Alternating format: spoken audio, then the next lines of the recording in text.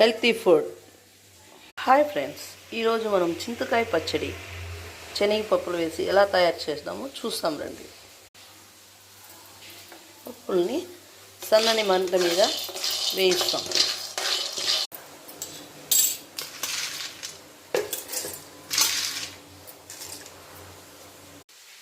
బాణీలో కొద్దిగా నూనె వేయాలి.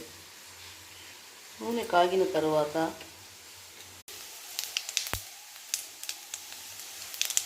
వడియాలు, జీలకర్ర, కరివేపాకు, ఉప్పు, మిరపకాయలు వేసి వేయించాలి. కొద్దిగా పసుపు,